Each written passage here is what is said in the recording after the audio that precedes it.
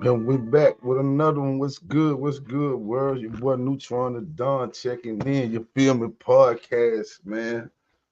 Feel me? Podcast. Today we got Charleston White and Jesse Lee. Now this it's real early in both of their career. You know what I'm saying? I still see a little bit of water down to Jesse, but I watched a little bit. I ain't watched the whole thing. I want to watch with y'all. You know what I'm saying? This before Charleston White turned to how he is right here. But I think he's still doing what he's supposed to be doing for the community kids. You know, like he say he be acting online or whatever. You know, your boy Jesse gonna see some moments in here. You know what I'm saying? But you feel me? You know, let's play a little bit. You know, the intro. Where y'all at? Where y'all at? But y'all come on in here. Come on into the live. We live. We live. Come on, we live. Fuck what they talking about. Just cut on the beat. Stay on the sidewalk. Cause you wasn't in the street. Fuck what they talking about. Just cut on the beat. Stay on the sidewalk.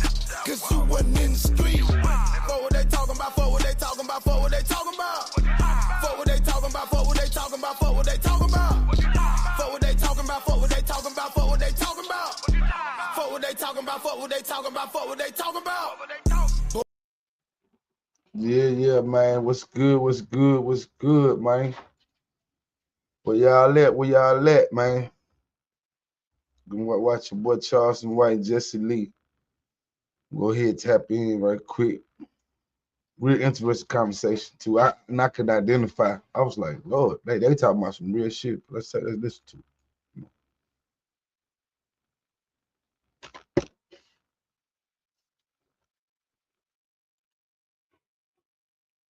HYPE, which stands for Helping Young People Excel. Charleston, thanks so much for coming on, man. I appreciate it. Yes, sir. It's a pleasure to be here. Thank you, man. Charleston, what's important to you? The future, which ultimately to me is our children. I believe our children are 100% of our future. So that's what matters the most to me. And why do you believe that the children are the future? I was once a child, and I grew up because people believe what I believe. And so there was people who poured into me as a child. And so I grew up to make a difference in the future when I was a kid, right? So what I'm doing now today, I was groomed for it. I was prepared to do what I'm doing. I had people who was juvenile workers, who was youth workers, who was counselors, who was juvenile probation officers, who was teachers who deal with the troubled students at school. And so they took time to not cast me away or throw me away, but to nurture the gifts that they saw in me, to pull out the good.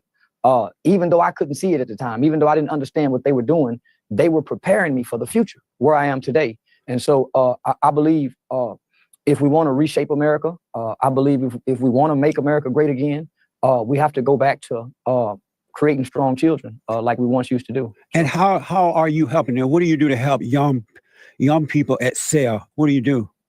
I create youth development programs, youth engagement programs. I have anti-gang cognitive intervention programs that I've taught at alternative schools, that I teach inside the juvenile facilities. I also, at one point in time, would train the state's juvenile correctional officers who was employed with the Texas Juvenile Justice Department. And then I work with the Public Defender's Office and partner with criminal defense mitigation specialists on sometime helping young people who've committed capital murder or murder. And I come in and I help explain the mitigating factors or the mitigating circumstances that would deem this child or this young person to be given a second chance in life. Oh, I see. What? So were you raised by both parents? Were both parents in your home growing up?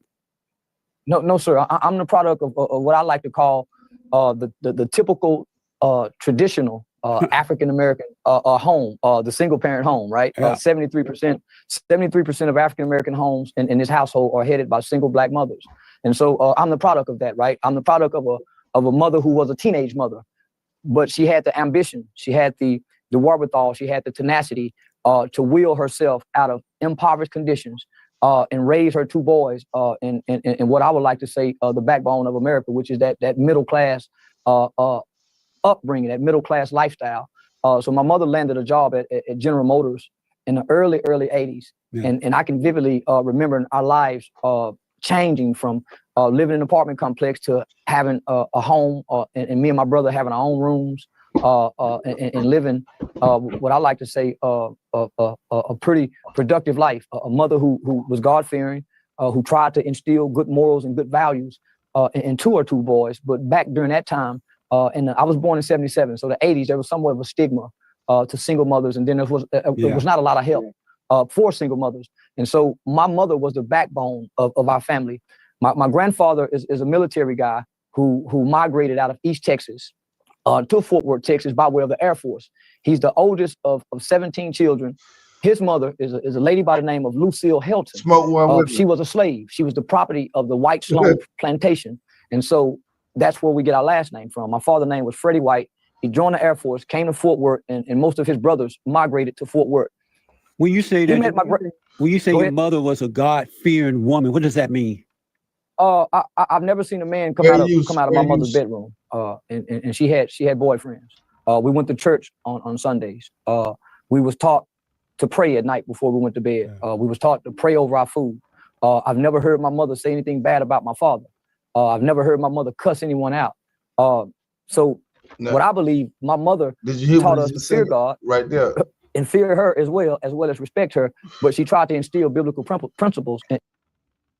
You hear what he just said just now? He said his mama and never talk bad about his daddy. You know what I'm saying? That's good though. You know what I'm saying? That's good. Sometimes that's good. Shouldn't be telling kids. You know what I'm saying? Nothing like that. You know what I mean? Because they might get it right eventually. You know what I'm saying? The motherfucker ain't shit. He ain't shit. They'll know eventually. But don't tear them down that way. But let's continue. Into us at an early age in life. So as far back as I can remember in my life, we had a foundation of biblical principles. Did you have any relationship with your father growing up? No, sir, I didn't. No contact at all. Yeah. My dad was in the Navy. My dad retired from the Navy and battled with mental illness. And so I probably can count on two hands how many times I've seen my father in my lifetime. So what was it like for you not seeing him and being with him growing up? Did you yearn for him, or what was it like? All children, especially boys and girls, yearn for their father. There's a strong desire. Yeah. Not having a father there, right, and your mother not having the words or the understanding, or maybe the time to explain to you what it's like to not have a father, right? So most single mothers are working. I don't know what it's like to be hungry. I don't know what it's like to come home and have our lights cut off. So my mother was very financially responsible, and at some point we made it to a level of. I do. I damn sure do. Like everybody, but you know what I'm saying. But you know, most of us 80s babies and 70s babies. Some parents made it out, but most of our parents fell victim to the crack, cocaine epidemic. You know what I'm saying. But you know what I'm saying. But we pretty smart. I think that's 80s babies the best class ever. We can all go down in the 70s. I think 80s and 70s is the best ever. But you know, that's just my 2 cents. Affluence, but not having your father there as a kid, not being able to articulate it, you internalize, right? So when the parents get divorced, kids typically blame themselves. So as a kid, you have questions. Where's my dad? Why is my dad not here? You may have a neighbor. I had a Hispanic guy by the name of Brian Alanese. Brian Alanese had a father. So I spent the night at Brian's house. Spending the night at Brian's house gave me a dad at times, right? Yeah. So you get to see what a family structure looked like. Then when you if you was raised by your mama, you had no like, cause I really didn't know until that I didn't have no dad until I seen other kids with fathers. So that's when it hit me. When I was a young man, you know what I'm saying, early, like you see kids dads coming to school on lunch, and when dads come to school, I'm like, what? Who is that? Oh, I thought everybody had no dad. You know, you probably had like 10, 20 people in the neighborhood who had fathers growing up in Boulevard homes. Well, that I could say that I knew. You know what I'm saying? Everybody ain't had no dad, so I thought that was pretty normal. But when I realized other people had dads, I was like, man, I ain't really asked questions, but we weren't allowed to ask questions. You know what I'm saying? But let's continue. You go home, you have questions, you have internal thoughts. So as a kid growing up, mom working. So when I'm getting out of school, mom's going to work. You feel unloved, right? You feel rejected. Then that turns into hurt. So there's a pain that just simply revolves around the fact of a father being absent, that this kid is feeling, right? He can't articulate it, right? No one's sitting him down and he's not going through counseling. So that's where the behavior begins to transpire, right? So you're feeling unloved, you're feeling abandoned, you're feeling rejected. That hurt begins to turn into anger, but the anger is just a smokescreen, right? You really want, so as a young man, I got all these emotions inside of me. And Man, I don't mean to keep pausing, but damn, boy, he might have hit home right there a little bit, cause I was like, who gonna check me? I ain't really, I'm saying, my grandma really can't do nothing with me. You know what I'm saying? As I seen at that time, especially you got the neighborhood outside. It's like the neighborhood is like the word to you at that age, and it's so much influence. And it's so much to do outside of the house. So you weren't really worried about that. Then plus I ain't had no father, so you know what I'm saying. Grandma, you know what I'm saying. As long as I make it home before the street lights come on, she pretty much ain't, you know, that's all she want me to do, make it home. But let's go. And so when I get to school, I got the PE coach, I got the math teacher, or I got the school police officer. When he confronts me, hey, young man, you need to pull your pants up. Well, all these emotions causes me to resent him. Yeah. So I got this displaced anger, right? He's done nothing to me, but he's a man. He's a male authority figure, and I want him to come home with me. Yeah. I wish he can come home with me. So I resent you telling me what to do, trying to correct me, and you can't come home with me. So I began to hate you, and I began to despise other men, other male authority figures, mainly other black men. So when you were asked your mother, where is my father, what would she say? I never thought to ask. You never asked at all? I never thought to ask, because what's not there, you don't know to ask that. It's normal, right? We come up in a generation where children don't ask questions. Yeah. We come up in a generation where kids don't ask grown folk questions about grown folk things. So I read that you ended up becoming a part of a gang when you were younger. What made you? Go ahead. What made you get involved with gangs? What made you get involved with them? It was everything I was looking for. Coming from a single parent home, never been spanked by a man, never been disciplined by a man, never been corrected by a man, never been hugged by a man, never had a man say I'm proud of you, never heard a man say I love you. So now that right there was deep. Well, that was right there was deep. It's like, Lord, I could just remember, like, you know what I'm saying? Because back in the day, you know what I'm saying, man, you know, you had your granddaddy, you know, the OGs, you had your uncles, you had anybody wanted, like, you know, like anybody would have telling they proud of you, you know what I'm saying? Wasn't nothing to be proud of back then. You know what I'm saying? The badass running around doing whatever, you know what I'm saying? Just proud for you to be alive. That was enough, but I don't know, man. You know what I'm saying? Like, when I made bad grades, it was always there. When we made good grades, it was just like, so what you supposed to do. And then that is correct. That's what you're supposed to do. But I don't know. But you always, as a young kid, you always want validation from your peers or your family members, or especially somebody that you think that you look up to. But let's go. Older guys in the game gave me the affirmation that I sought to have from a father figure. Did you know at the time you were doing it because you were looking for the love of a father? No. You talking about a child with an undeveloped brain. They don't know what the fuck they doing. Yeah, you talking about an undeveloped brain kid. Everything that a kid does is all impulsiveness, right? Based on what they feel or what their friends are doing. I just wanted to belong. It wasn't a matter when you're going through what you're going through as a kid. You don't know I'm doing this because dad's not there. Right. You just know you feel something. Yeah. You just know you was born into a condition. You was born into a situation where your dad's not around. You don't know that's not normal.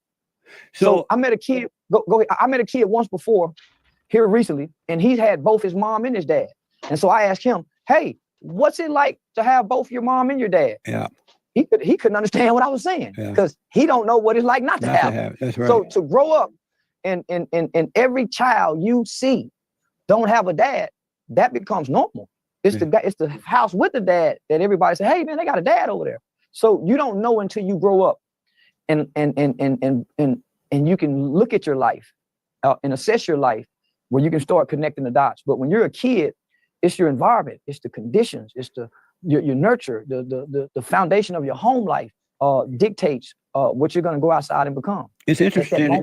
It's interesting in that your mother brought you out of poverty, or and bought a home. She got a job, and you and your brother ended up with your own rooms and everything. And yet that wasn't enough for you, because I read. Like, hold on, right quick. That was a lot right there. Like, I was getting back to what I'm saying. Like, the kids really don't know. Like 1, 2, and 3, and 4. Like, they really don't know that their dad ain't good. Because they probably have some uncles or something, but they don't know until. Well, I don't know, because they come out saying mom and daddy. Like, they naturally know, you know what I'm saying? So I don't know, man. I don't know, but I didn't know until I seen another kid with a dad. That's powerful shit. But as far as joining the gang, I think that was shit. Man, this what my niggas doing. That's what it is. Shit. What else we gonna do? As kids, we want to belong to something. And we used to play football, and they had PAL coming through the neighborhoods down here in Charlotte.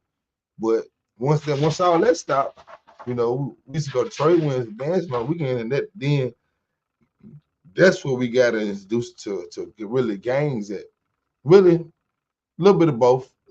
Neighborhood wise was always neighborhood, but when you start go to other places, then they start be like this and that. Like, what's this? Then you get interested. Try to see what's going on, see if it fit for you. You know what I'm saying? It's always the person. You know what I'm saying? You got to go through it to get through it. But let's continue. Yeah, well, that you decided to run away from home and go on a crime spree, which led you to murder at 14 and go to prison and all that. So it's interesting how I've never been to prison. I mean, jail. Let me just say this. To jail, right? I went to juvenile. I went to a boys' home. Oh, okay. Let me just say this. Okay. Culture, right? Culture is way more influential, way more powerful than home life, upbringing. Let me give you an example. There was a time when black people hung from trees, and there was white people standing in the crowd saying, I don't agree with that. But they wasn't going to speak out because culturally it was okay to hang niggas. There was a time when white people. Hold on, you seen the motherfucker Jesse smile. He crack a smile when he say they hung black people from the trees. He laughed at it. You seen him? What's this? I don't agree with that. But they wasn't going to speak out because culturally it was okay to hang niggas. There was a time when. You see that? You see that smirk right there? He's smirking. He think that shit funny. Uncle Ruckus. That shit crazy, man. Uncle Ruckus. He's smirking. White people said it was okay to enslave black people, but there was a part of the people that says, no, that's not right. Yeah. But culture says we're going to do it. So you put your head down based off what you was raised. But overall, the culture influences it all, right? That's why culture is so strong and so impactful. So here I am. I'm born into a culture that goes against what my mother teaches us. Yeah. I'm born where my culture, I got my mom saying, you need to go to work. I got an uncle who I see on a regular basis by way of being family members. He a pimp. I got a grandfather who sells drugs. I got another uncle who sells drugs. When I look across the street, I got another neighbor. He's getting out of jail for robbery. My cousin. So when I come inside and I cut my television on, I'm born in 1977. Think about the culture then. Pimps was glorified during the black exploitation film era. Yeah. Superfly, the Mac. So I'm growing up watching all of this on the culture. I got a mother going to work. My culture don't show me mama going to work, but I see mama going to work. All the things that my culture present to me is negative. Yeah. And I have these same negative images, not just in my family, they in the community, they at my friend's house, they outside the school. So biblically, my mother says that the Bible says. Hold up right there. Okay, you go back and think of it, you know what I'm saying? Gangs got introduced through like Boys in the Hoods. I don't even really remember in society talking about no gangs. It was just, I don't know. But then you had Colors. Like, that's when gangs got outside of LA. Then you think about They love our culture. The whole world loves our culture. If we don't stamp it, it ain't it. If we don't say, yeah, it's like that, yeah, it's like that, yeah, that's fly, that's that what they say type shit. Yeah, we just create shit and then we go with the culture. You know what I'm saying? That's the culture. Now the culture is getting turned into an algorithm. Pretty soon they gonna say they made it up. Let's go. A son can do nothing without his father, that he can only do what he see his father does. So if there's no father around, who do you mimic? Mama? So I know a lot of young boys who didn't have no uncles, didn't have no brothers, didn't have no male cousins. So they was the little boy sitting down peeing outside when we were standing up peeing. So I seen a whole lot of little boys who was mimicking mama. So they sat down and pee until they went to school. Yeah. So I had uncles and mimic, right? So Confucius said, he who controls images controls minds. My little mind was being controlled based on me being young with a young, impressionable mind. So it's not that I went against my mother. I have a culture. You got NWA, fuck the police. So all of this is being pushed upon us as children culturally. Yeah. Boys in the Hood, Menace to Society. They take away the Cosby Show. They take away A Different World. So culturally, man, all the negative images is being propagated to me. So I literally grew up believing that men, for one, don't work, because I've never seen a man get up and go to work. I grew up believing that men went to prison and went to jail. So I aspired to be a man. How do you become a man? You got to go to jail, nigga. Yeah. So I want to be a man. Yeah. I heard you saying, mama, you're a woman, but I want to be a man. That's what the speech was saying. So, I set out to be a man. Yeah, that's the crazy shit. Yeah, like in the hood, man, you ain't never been to the yard. That man ain't real. So basically, like, did we basically push each other to do stupid shit? Basically, like, man, he ain't even been to the yard. He ain't been tested. But that's how you can tell weed out the rats, though, too. That's mafia style. Like, you can't be a made man if you ain't conceived. Like, but you can't they can't trace the bloodline all the way back home. Because if you rat, I guess they'll whack their whole family, allegedly, back in Italy. You know what I'm saying? But that's usually how it works. Like, yeah, man, you ain't real. You ain't never been in prison, man. You probably tell God on Jesus. Yeah, but most of the times, they be forcing people that ain't really built like that to come into their life. No, you can't do that. That's how you create, right? That's how you get told on. Be mad when you know he wasn't built like that, and you took him on that lick, you took him on that robbery, you took him on that whatever you were trying to do. You know what I'm saying? You got to think. Don't take. You know what? You know who built like that. Sometimes you don't. You know what I'm saying? But 9 out of 10, you know, you can like, man, I know that nigga wasn't built like that. Well, let's continue. I wanted to ask. So is it true that at age 14 you killed someone? I ain't killed nobody, but yeah, we killed somebody. In the state of Texas, if one person pulled the trigger, all 4 of y'all did it. Yeah. Morally and ethically, if you participate in something and it's wrong, you've done wrong. So what was it like at the time knowing that all 4 of you, whomever, had shot and killed someone? What was that when you at the time when you thought about it after it was done? What was it like for you to reflect on that as a 14-year-old? It was funny. It was funny? It was funny. If I got a toothache and I got a real bad toothache, I don't care about your headache. So I'm in pain as a kid. I can't tell you why I'm in pain, but man, I'm in pain. And so my pain have evolved into anger. So I got displaced anger. We didn't have no.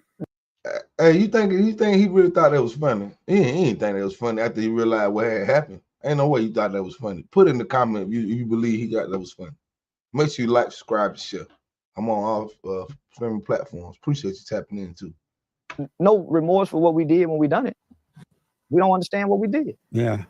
A 14-year-old don't understand. They know they done something wrong. They know they killed somebody, but to understand the ramifications. Look, cuz Corn, what up, Corn? What up, cuz? Love you, nigga. And the reasoning, there's no way a kid can do that. So when you would hurt someone, did it ease your pain? No. Hurt people, but hurting people don't take away your hurt. You just hurt other people. No, it don't.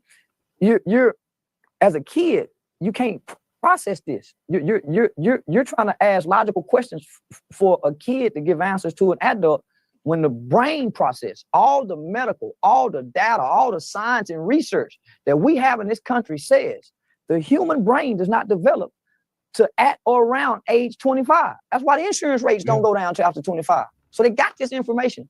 So when you got a kid that grew up in a single parent home, just take me for instance. I've never been abused, hadn't been molested, never seen my mama get beat up, didn't grow up in a violent neighborhood. My mother wasn't on drugs. So I just grew up without a father. Yeah. Right? But I had a loving mother who instilled right and wrong, morals and values, but she had to go to work. And she provided a great home life for us, right? But she had to go to work. So when I was getting out of school, my mother was going to work. What does that leave me? No parental supervision. We got all the food in the house. So my mother's saying, leave your homework out. When I come home, I'm checking. Hey man, I used to love them type of people. Some type of my homeboy, their mom always at work, boy, we could go in there. You know, we had no food at home. They always had food. We just go tear they shit up, boy. Listen, I'm telling you, I never remember them, but we be all through there. They mom be at work. We know what time. We come to chill, parlay, skips cool. Hey, mom, what time you mom at work? We coming up there, boy. Listen, I missed them days when I was younger, man. But yeah, man, my bad. Y'all. Let's continue. Your homework. I'm calling at such and such time. So we knew what time my mother breaks were. I got an older brother who a couple years older than me. They're going to get in trouble. Boys are going to be boys. Kids are going to be kids. Teenagers are going to be teenagers. The element of all of this is not the single mother. It's the village. It don't take a mother and a father to raise a child. It takes a village to raise a child. So when we keep saying, what about the mother and the father? What about the village? How long were you in juvenile? I spent right at 7 years from the age 14 to 21. Best time of my life. And when you were there today, how long were you supposed, the sentence was for how long? I got 12 years. Oh, okay. I received a 12-year sentence. I was facing 40 years. And when you say it was the best time of your life, what do you mean by that? Best time of my life. It was like growing up inside of a perfect two-parent home. During the time of my incarceration, I became one of the first children in Tarrant County in Fort Worth, Texas, to be tried and adjudicated for the crime of murder. Most people don't know that when a child get in trouble, they're not in criminal court. I don't care if they kill 10 people. A child commits murder, and juvenile court is family court. So there's a difference between family court and criminal court. I went into family court with a murder case. You can't convict a child. Children are adjudicated unless they stand trial to be tried as an adult during a certification hearing where they transfer into the adult system. So I remained in the juvenile system, right? When I went there, we had a governor by the name of Ann Richards. Ann Richards was a recovering alcoholic drug addict. Had a lot of focus on rehabilitation and re-socialization. So I went into a culture that was built around. Hey, shout out to her. We need more people like her, because you know what I'm saying. It's too much. They charge most the black adolescents as adults. It's without even the question. It's always a question when with the the other side, but we ain't gonna go there. But this ain't about that right now. But that's the team. Around these three psychiatrists and psychologists had built this program called Positive Peer Culture. And so they created this culture of a positive peer culture. And it was formed around re-socializing children and repairing children. And they had psychotherapy drama where we reenacted our crimes. That juvenile facility gave me all the skills and the tools necessary for me to come out here and be successful. Oh, good, man. I didn't. So Ann Richard, was she had a drug problem too, or just alcohol problem? She was a recovering alcoholic, and I believe prescription pills. So don't quote me on that, but I know for a fact she was a recovering alcoholic. I used to work. Her daughter, Cecilia, was my boss at one time when I worked for the union. So I know who you're talking about, but I didn't know that about Ann. Yeah, so she had a lot of heart, man, for building programs, man. So the program that I was in had a capital offender program that helped us get in touch with victim empathy. We were considered the worst. We're the first generation of children in the state of Texas who began committing these murders. I'm the super predator generation, right? We're the first generation of kids outside of California, Chicago, New York, and Philadelphia, where children were committing murder. So this was in the late 80s, early 90s, where they said, hey, we got a wave of black children that's going to be born, and they're going to be super predators. They're going to be bigger. They're going to be faster. They're going to be stronger. They're going to be heartless, and they're going to be incorrigible. That's what your Democratic leadership said. They're going to be incorrigible. And the word. I do remember that. Hillary Clinton. Damn. Shit. Hillary and Biden just gave her a medal. He just gave her a medal. Joe Biden. Yeah, I think I'm done with the Democrat. I'm done with y'all. Y'all ain't did. Y'all had power for so many years. So many years. But our grandma and them, I'm saying that what they, but I don't even think my grandma, I don't even know my grandma ain't even voted. I ain't gonna say my grandma and them. I guess it was, I don't know what it was. I guess because that's what they said black people voting there. So I wasn't doing my research, but now I'm really woke. And it's gonna be a change. You know, it's foundation of Black America. We come for our reparations. We want it. Foundation of Black America. Yeah, let's go. Incorrigible said that we weren't going to be able to change. So when they made that statement, when Joe Biden made that statement, Hillary Clinton made that statement, it sent a shockwave of fear through America.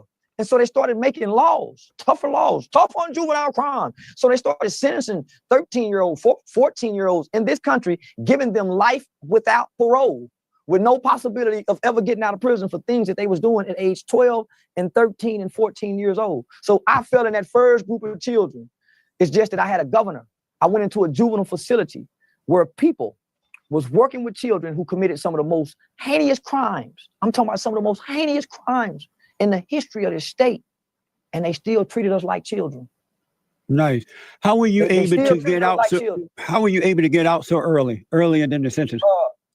Earlier than the sentence, the state. Now that right there, that take a lot of yeah. You got to really be real human to know that he said the children commit heinous crimes.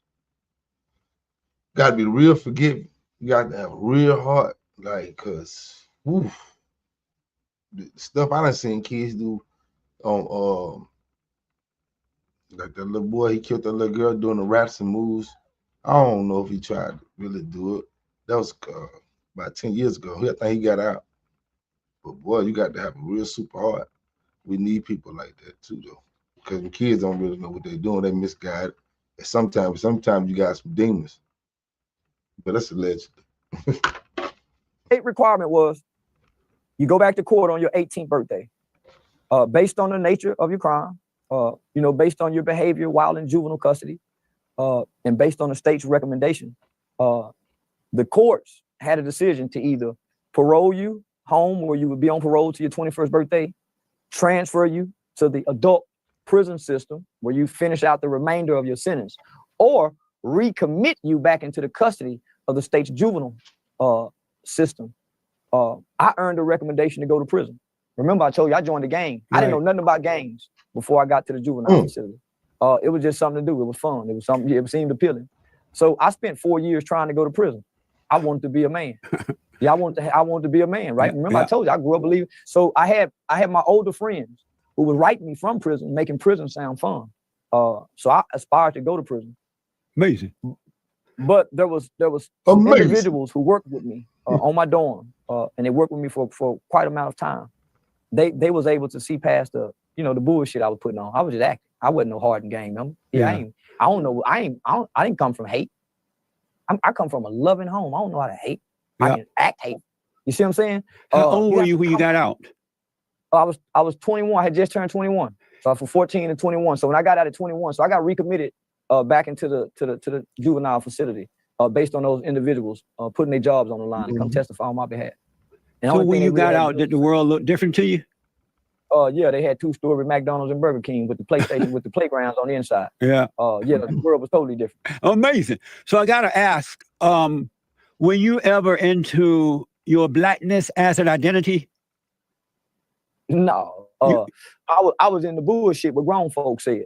I never had an identity. That's why I played so many different roles. That's why when I started out in elementary, I played the flute. I played the flute like Little Boy Blue. Then when I was introduced saw the movie Colors, I wanted to play gangbanger. When I saw a movie Pimp, I wanted to play Pimp because I didn't have an identity.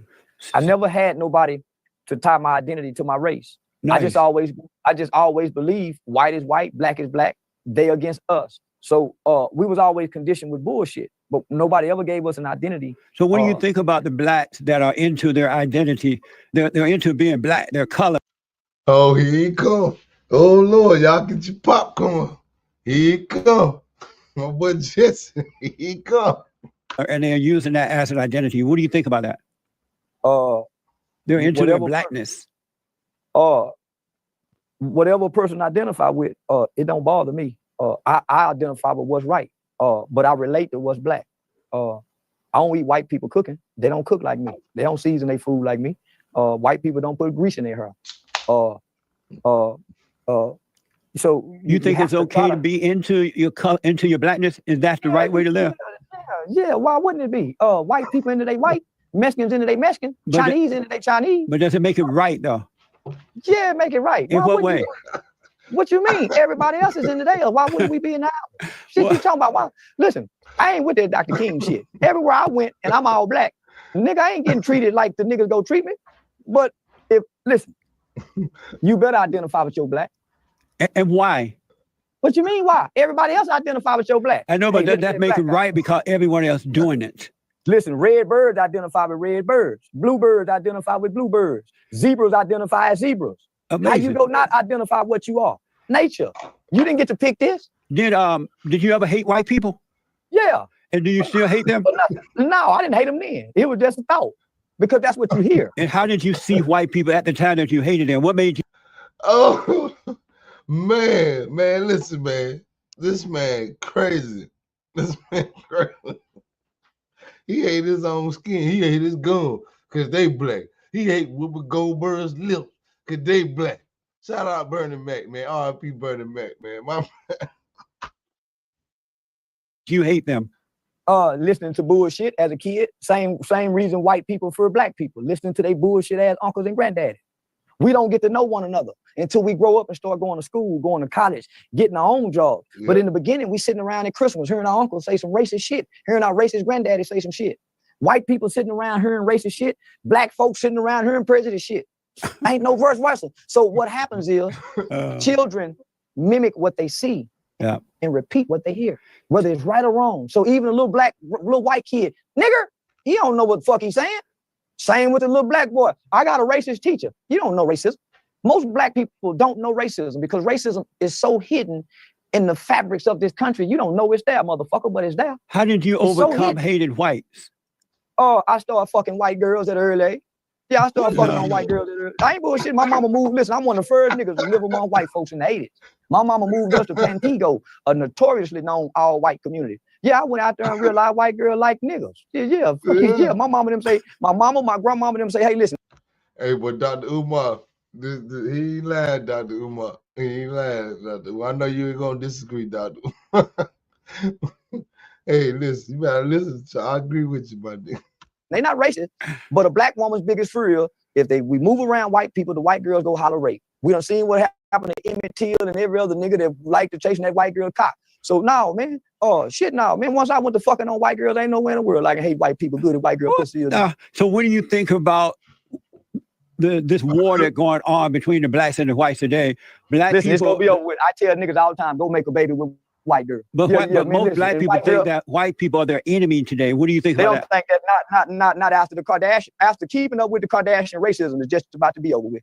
But they use it for everything. The mulatto, I got mulatto babies, so I don't know racism. Yeah, listen. I'm one of the only niggas I know that damn near fucked every racial woman you can think of.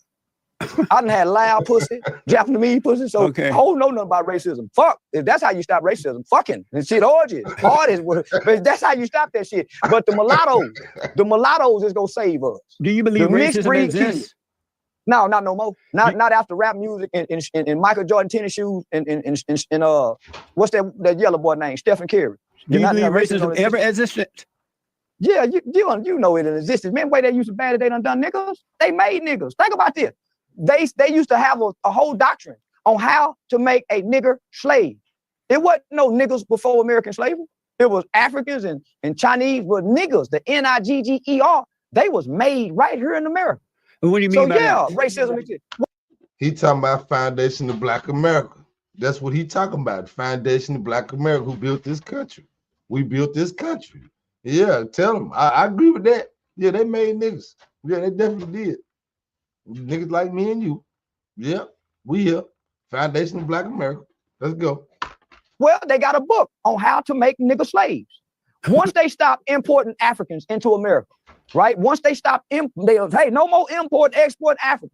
Well, the United States of America told the world, fuck y'all. Y'all can't tell us what we can't have no more slaves. So we gonna start breeding these motherfuckers right here. Okay, we can't import them, so we gonna make them right here. But in So Africa, they made in Africa, before the Arabs went there and bought the blacks from the other blacks were treated worse in Africa by Listen, I thank God for slavery because I wouldn't want to be African. I don't give a damn about Africa. But I'm glad they came and got our motherfucking ass up out of Africa. I don't attach myself to Africa. I'm a proud American. Yeah. So I don't say, my mama say all things work for the good of those who love the Lord and is called according to his will and his purpose. Absolutely. Slavery was a Man, I don't know, man. I don't agree with that, man. Hell no. I don't agree with that at all.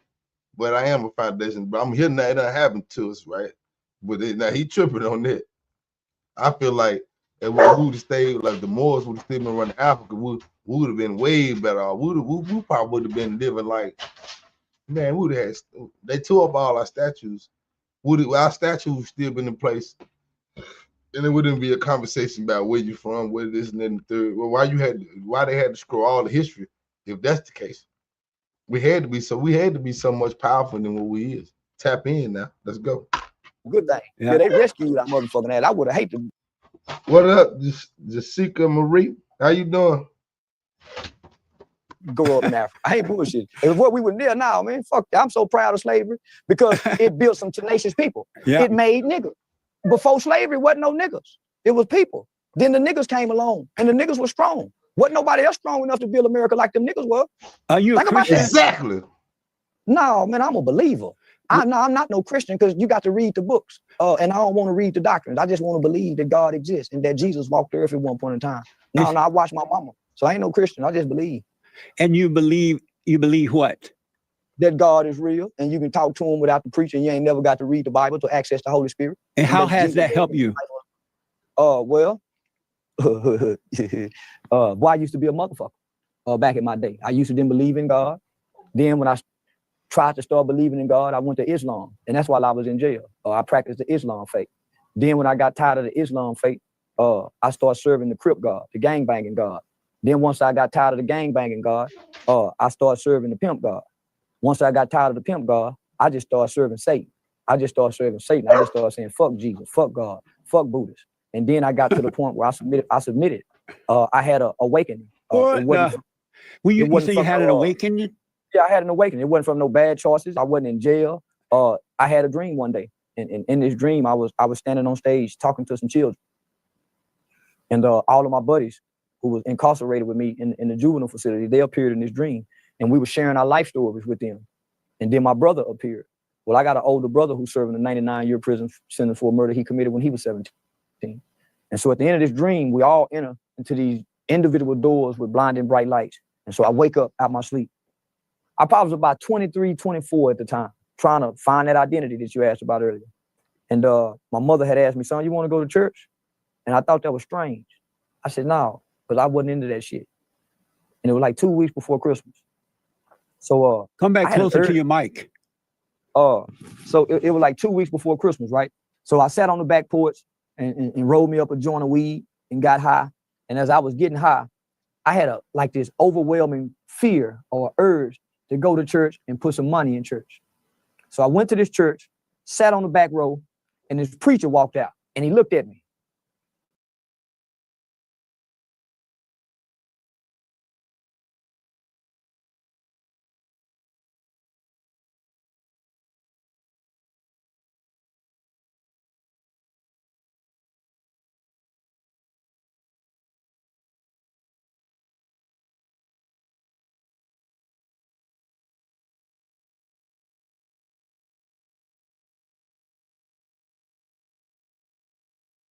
First thing I said, well, damn, somebody told this motherfucker I smell like weed. You need to get out of here. So I sit there he began to preach about Joseph. He began to preach about Joseph in the Bible, how Joseph was sold into slavery, and you know how God had favor upon him and all of that. And so at the end of his sermon, he said, when I walked out of here, I got a kick in my spirit. And the Holy Spirit told me to tell you that you're a Joseph, young man. I resent males. So in my mind, he fucking with me. He playing them church games because he see I'm new. He said, I just want to pray for you, young man. So when I went down to that altar, he started kind of recanting that dream to me and say that he see me standing on stage, sharing my life story with children, traveling around the country, impacting governments with my testimony. That man didn't know nothing about my story. So from that moment on, I had a spiritual awakening. And if you fast forward from that moment to now, I live and I've done everything that strange preacher man said that he saw me doing. So do you have perfect peace within? If I don't, I'm gonna smoke some weed, get my dick sucked. What? Yeah, if I don't have perfect peace, I'm gonna do just what every other American do. I'm gonna have me some wine, smoke a cigar, smoke some weed, and fuck. That's what brings peace. A man that can fuck good. So all that other shit is bullshit. So do you have perfect peace that comes from God? I don't know where it come from. Sometimes it comes from common. Not perfect peace. What's perfect peace when you got a wife fucking with you? Yeah, what's perfect peace when you got the kids saying, Daddy, I need this? What's perfect peace, man? Are you married? Yeah, I'm married. And how many children do you have? Oh, I got 2. Oh, okay. And what is it like being married? Are you married to a white woman? Fuck no. I ain't gonna marry no goddamn white. Why did fuck white bitch? I ain't gonna marry now. Are you married to a black woman? Goddamn right. And so what is it like? Yeah. Now I'm saying Queen, salute the Queen. Yeah. What is it like being married? Hey Auntie Sylvia, how you doing, Auntie? Auntie Pope. I ain't Kanye West. What is it like being married? Man, I be wanting to fuck everybody. And if I'm somehow I feel like I'm in prison sometimes. Yeah, I want to be a low down, dirty motherfucking single man and, you know, fuck her cousins and her sisters and get away with it, but I can't. I honor my vows. But man, sometimes I don't want to be married. Some days I tell her I don't want to love nobody. I want to be selfish. Some days I don't want to kiss you and say I'll be back, baby. Some days I don't want you or the kids saying nothing to me. And I don't tell her that? Yeah, we feel it, don't we? As men, don't we feel it? What does she say when you tell her that? Oh man, I'm like granddaddy to them. She can't say nothing. No, I'm like the men before women's suffrage. No, I dictate. Yeah, I'm like the old vows. Cherish and obey. How long you been married? 3. How many? 3. Oh, 3 years. And so your wife is okay with you saying those things to her? I done call her a bitch in the mall before shopping. All right, bitch, don't get it back. The fuck you talking about, man? I'm fucking her. What you mean? Is she okay? Who gonna fuck if I don't? Yeah, she got to be okay. We married. It's safe for better or for worse. Better or for worse. Yeah, I'm like the old man back in the day. I'm like Archie Bunker and Edith. Just plain, I'm an Archie Bunker kind of nigga. Yeah, mean in the motherfucker in the house. Yeah, that's the kind they like. They don't like no nigga holding no door open. They like a nigga fuck good and mean. Call him a bitch every now and then. Because of time, I want to ask you a few other things here. Do y'all agree with that? You know what I'm saying? Do y'all agree with that? Yeah, now and again. Because sometimes you gotta explain some shit. Believe that I know that there's no such thing as racism. I believe that our battle is a spiritual battle, a warfare between good and evil, right versus wrong, and no such thing as racism. It's a spiritual battle. We're not dealing with. That's why I say racism is so far embedded. My generation can't see it. We don't know what racism. So I'm with you on that. Yeah. I'm with you. We looking for racism, and racism is too deep for us to see. Yeah. You got to go deal with an old motherfucker to deal with racism. So we dealing with good and bad. Yeah. Right and wrong. Yeah. And so, would you call yourself an alpha male or beta male? Shit, I'm whatever I need to be. Shit, fuck you talking about I ain't nothing. Yeah, I'm whatever I need to be. Shit, you talking about I'll be a beta male to get what I want. Yeah. No, man, I ain't trying to be nothing all the time. What is a man? I ain't never seen now, brother. So you don't know what it is? Nah, I was raised by my mama. And what is love? Love is action. And what do you mean by that? Love is what you do. It ain't what you say. Love is about not what you can give, but how much can you take. See, most people think, oh, I love you, so I give you this. No, motherfucker, I don't give a fuck what you give me. How much can you take from me? How much can you put up with me if you love me? See, most people really quit you, homie, at the first sight of a flaw. I may have an issue, and my only issue is I keep doing the same issue. You go get, how much do you love me to put up with that and hope that I can overcome that issue? So I understand what love is. It ain't about what you can give me, it's about what you can take. I don't have a problem. My love is about use. When you go to misusing me, that's when you don't love me. But you can use me and love me. It's when you misuse me when I think you don't love me. Because if you misuse me, you'll start abusing me. But if we're in a relationship, if we're in a partnership, if we're in a friendship, our ability to grow with one another is our ability to use one another. So do you love all people?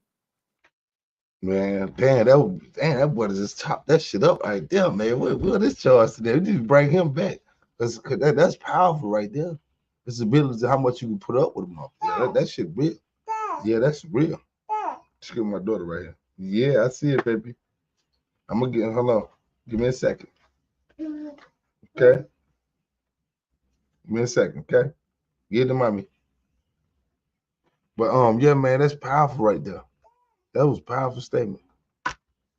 Hell no. You don't love all people? No, man, I don't love no gang banging motherfucker shooting up my neighborhood. I don't love gang members. But why not? They can't help it because they are in anger too. They can't understand what they're doing because they didn't have a father to guide them. Why don't you love them? You ain't never heard me say no shit like that. You ain't never heard me say I went out and killed somebody because I ain't have no fault. Well, you just said because you were looking for that. I didn't say we killed nobody because we were looking for nothing. No, I'm talking about joining the gang and things like that. I told you as a kid. I didn't know I was looking for no daddy. I didn't know I was out doing this. But they don't either. Well, this is what I'm saying. I was willing to pay for my wrong. Right, but do you understand that the other gang members? But do you understand that the other gang members are looking for a father as well, and they don't know it? Listen, it's a whole lot of gang members ain't looking for no goddamn father. Why do you say that? Well, because I know I was in the gang with them. Listen, hold on. You speaking from a stadium way up there in the stands, trying to dictate to the players down on the field. You spinning a bullshit narrative, Mr. Peterson. Yeah. Listen, you trying to spin a narrative of children join gangs, not grown adults with fully functional, developed brains. No kid is saying, "Hey, I'm joining the gang because I'm looking for daddy." It's the attributes that the gang have available for the kid that replaces what the father didn't get don't provide in the home. So don't spin that narrative, home. But do you believe that if those adult gang members had fathers growing up, would they be in a gang? Would they be a part of a gang as an adult? Listen, I know niggas who had daddies and mamas join the gang. I know guys that had, I know well-to-do, affluent people who join gangs with mothers and fathers. And why would they join them? I don't know. I ain't had a mother and father to be able to. I know, but have you ever asked those grown ones, the ones you ran into? Listen. I don't know no grown people join gangs. I don't know no. Exactly. Like, what the hell? Grown ass man join the gang is crazy. Like, man, people join gang because you know what I'm saying? It might be the cool. It might be the only thing to do with certain neighborhoods, certain situations. Like, you're going to get down and lay down. Like, on God. Like, that's how it was back in the day. Like, what that one going on? This going hand. Go her hand or wrist. But my bad. But this is what I'm saying. Joining gangs, like, it was either get down and lay down back then, or you gonna get beat up. Like, you come outside, or you know which way not to walk. So you gonna get down and lay down. Like, some people don't have a choice, especially the weaker ones, and they turn out to be the most monsters, the ones that want to join in the beginning. But yeah, grown up join gangs. You're talking about children with undeveloped brains, mostly come from traumatic childhood backgrounds, dealing with mental health and substance abuse problems. What the fuck they go join? And so, but you never ran into an adult along your way of life since being in the world. Have you, especially since being out and now you understand what's going on? Have you ever ran into adult men or women who are in gangs and they didn't explain why? You never ran into that? I used to teach a class, and I want you to hear me good. I used to teach a class for all the adult prisoners that came back to Fort Worth, Texas, that was released from prison at the Central Parole Office on McCart. I used to teach the class every Tuesday and Thursday with an organization with other chaplains. The main chaplain was Chaplain Jerry Carver with Welcome Back Tarrant County. And I tell you, I have never met a grown adult member to coincide with what you're saying, brother. Maybe you should come down here and meet some of these gangbanging niggas. I lived in LA with them. I know all most of the original founders of the sets. I've been inside the juvenile facilities. I've been inside the prison. Right now, I teach an anti-gang cognitive intervention inside the schools. That's 5 other schools just picked up. I got 20 other men, all businessmen, former NBA players, NFL players, rappers managers, all coming to these schools with me to teach this gang program. And I'm telling you, I have never seen a grown adult give the reasons of the narrative of what you're trying to spin right now, fam. So let me ask, America, are you proud to be an American? When the DC Snipers was doing what they was doing. What do you mean by that? When Gavin Long and Makai Johnson Oh, died yeah, I know you're talking about. Yeah. I was proud to be an American. How about now? Yeah. The shit I done got to do to white hoes and white people and get away with me. I'm so goddamn proud America gives second chances. Most black men won't never get to kill a white man and talk about it. So you goddamn right I'm proud to be American. I got to stand over a white boy and watch him die and tell my grandkids what kind of facial expressions they make. And so you love America? Listen, right now, I know it's a white boy with a pair of a leather jacket made out of a nigga's back. It's a white boy right now. Every family reunion, or every Christmas, he bring out some nigga ears they cut off. They got a nigga dick somewhere in the jaw.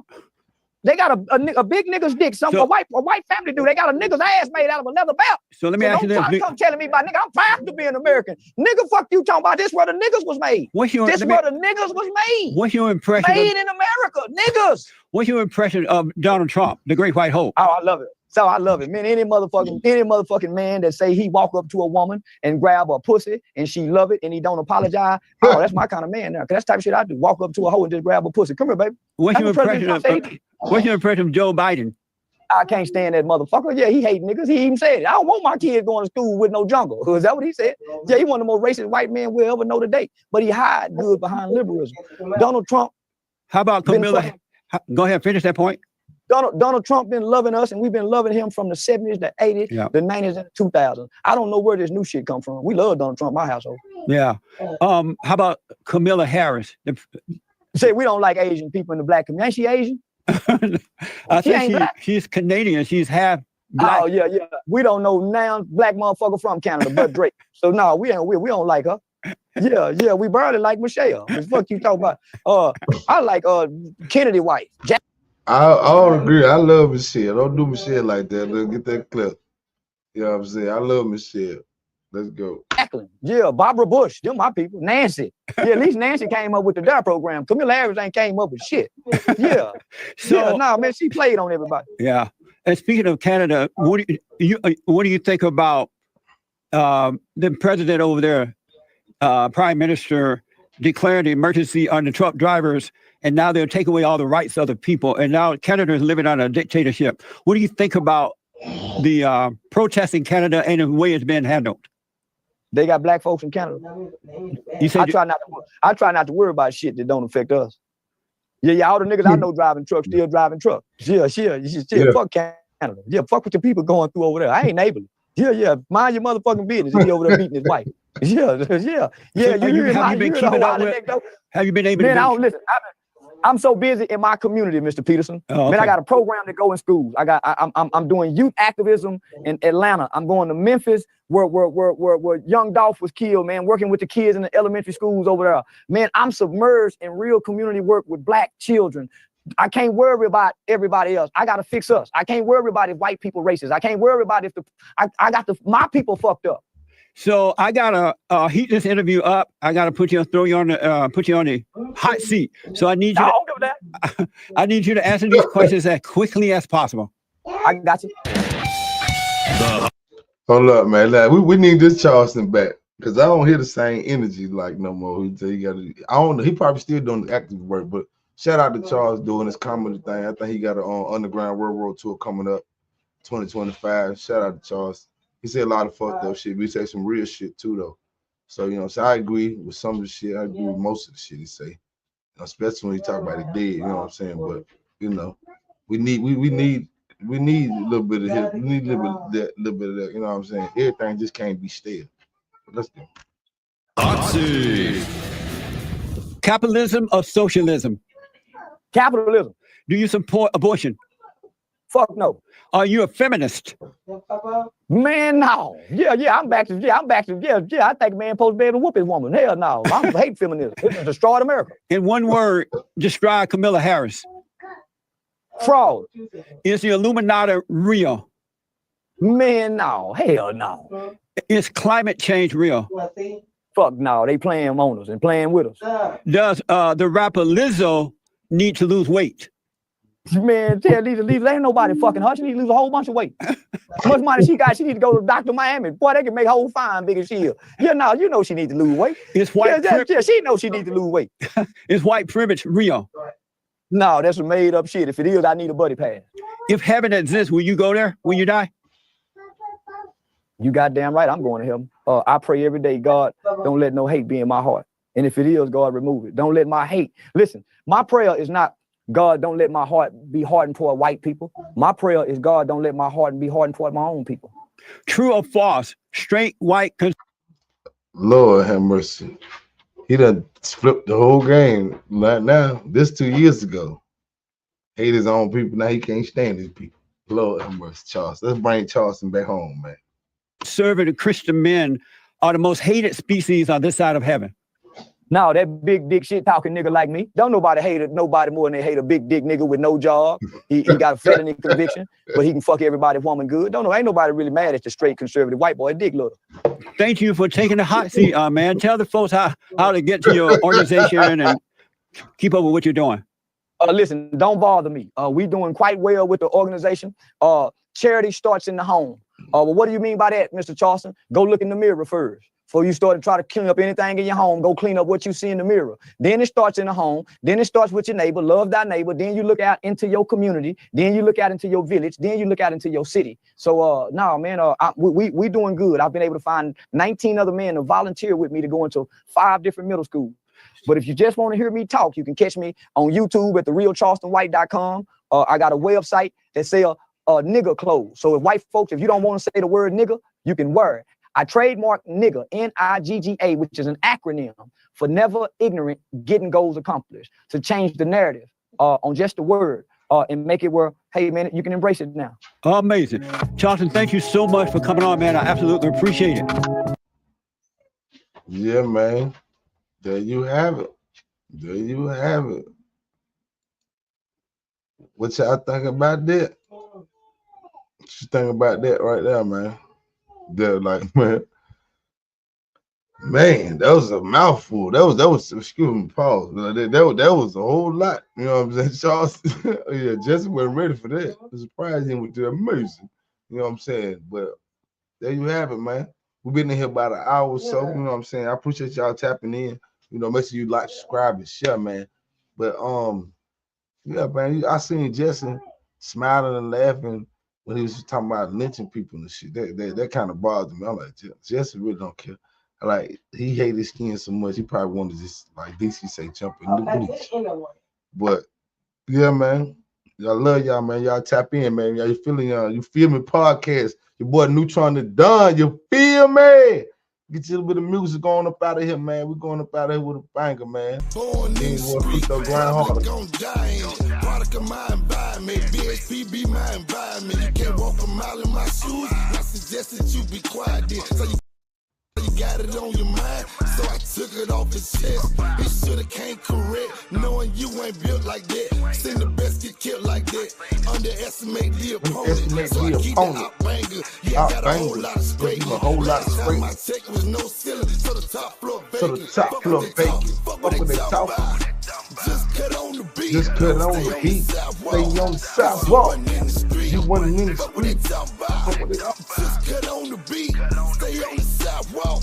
Cause you wasn't in the street. For what they talking about, for what they talking about, for what they talking about. For what they talking about, for what they talking about, for what they talking about. For what they talking about, for what they talking about, for what they talking about. For what they talking about, for what they talking about, for what they talking about. I'm a beast. Where these niggas, they ain't in the street. You know, be free by they eat on the beat. They trying to compare and they trying to compete. If I get on the track, then it's bon appetit. Bon appetit. Control out the link. You best get your money and stay out the way. Cause these little niggas ain't playing it safe. If you really making it, they trying to take. I feel like a pilot, I'm smoking exotic and sipping exotico. Get out the way. You really gotta go. I got an audible. I tell them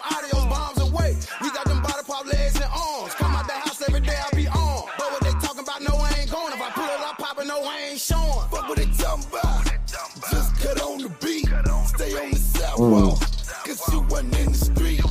Fuck what they talking about. Just cut on the Yeah, beat. man. I see you just tapping in. You just tapping in, man. Make sure you go back and rewind, man. That's a hell of an episode.